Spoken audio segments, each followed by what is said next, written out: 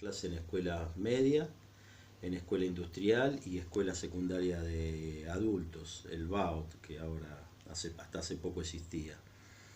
Y realmente no había cosas muy básicas, no tenían sentido, sentíamos que era sinceramente ridículo y nos dábamos cuenta que era preparado por gente, como decimos, de escritorio, que no tenían el campo, eh, decía, en situ, como quien diría, de las escuelas, la realidad de la provincia de Buenos Aires.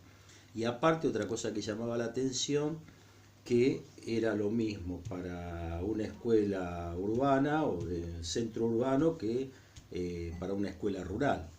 O sea, era básico que eran comunidades educativas diferentes. Claro.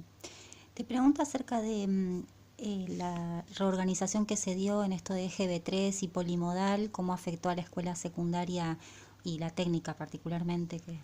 Y esos fueron muchos cambios que incidieron negativamente, porque primero que no nos terminábamos de adaptar, nos cambiaban de materia o de currícula. Yo personalmente tuve una experiencia en una escuela, en la media 2 de Wilde, en esa época media 2, ahora es escuela, educación secundaria, ese número 2, que por ejemplo tenía horas titulares de física y bueno, me pasaron a biología, o sea, dividieron en esa época eran horas cátedras, las dividieron las mismas horas y nos introdujeron biología. Recuerdo que cuando fui a plantearle en esa época estaba la coordinadora, que era la coordinadora de EGB, después venía el regente y después venía vicedirector y director. Cuando fui a plantear que realmente yo no sabía enseñar biología, que tenía los conocimientos del instituto y de la secundaria, pero que no estaba capacitado para enseñar biología. Y me dijo, profesor, yo sé que usted tiene razón, pero si usted no lo da, pierde las horas. Y entonces ahí, bueno, lo di. Traté de estudiar, pero era más que nada, reproducía lo de los libros, reproducía investigaciones que yo hice y trataba de volcar los mismos aspectos didácticos o estrategias didácticas que aplicaba en física y química, biología, pero realmente no era lo mío y me sentía incómodo, aparte que fundamentalmente, y me sentía mal porque no estaba capacitado para enseñar a los chicos realmente biología.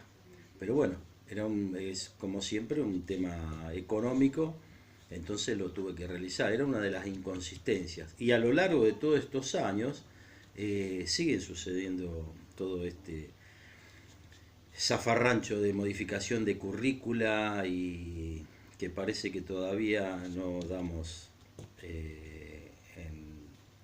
con la tecla, como quien diría, con el tema de educación, fundamentalmente en la secundaria. ¿Cómo veías a los chicos en ese periodo, digamos, cómo llegaban de su formación de la escuela primaria, su situación social? Este, No, bueno, en esa época bastante, o sea, yo siempre di clase en escuelas públicas. La situación social era difícil, o sea, en los primeros años hasta la 95, 96 pasable. Después del 96 en adelante cada día se tornó más difícil y como daba clase en séptimo, octavo, que había en esa época en escuelas primarias, en la escuela primaria también de Avellaneda, veía a las maestras la dificultad que tenían y en un momento determinado ya era más una asistencia en el tema de los comedores y las problemáticas de los chicos, que las maestras de primaria se tendrían que dedicar a otra cosa, pero desgraciadamente esa es la situación que se veía. Y en la secundaria, o sea, año a año recibíamos los chicos con menos conocimientos. Pero pienso que eh, era, es un conjunto de cosas, no es solamente el tema de las maestras primarias o de la currícula. Creo que hay unas cuantas situaciones que hay que tener en cuenta. No es una sola, no es un solo el factor que los chicos que llegan con poco conocimiento a la secundaria. Te pregunto, ¿en ese momento ya participabas de un sindicato o gremio o fue llegando No, después? hasta el año 2000, yo diría, después del 2000, 2001, porque los sindicatos recién empezaron a formar parte en el 96, como SUTEBA, y recién ahí se empezaron a notar y la lucha. En la década anterior, del 90 y anterior al 90, en el sistema educativo, yo hablo de la provincia de Buenos Aires y del distrito de Avellaneda, había mucho descontrol. O sea, por ejemplo, los cargos no iban, había cargos de escuelas que no iban a actos públicos, no se hacían los famosos MAD, movimientos anuales, como se hacen ahora, y una serie de normas y derechos que los docentes tenían por naturaleza, pero no se les cumplía y que se han obtenido a lo largo de todos estos años, fundamentalmente los últimos 15 años, y no es un tema de partidismo, sino los derechos que se han conseguido en la docencia. O sea, antes habían los cargos y se hacían por acomodo. O sea, llamaban a los profesores porque era amigo del director y yo lo he visto y lo he vivido. O sea, no es que iba a un acto público y se hacía como se hace ahora todos los años y, por ejemplo, por puntaje. Otra cosa, la titularización. Recién en los últimos años se ha conseguido que todos los años, casi todos los años, o sea, se titularice. Antes eso no existía.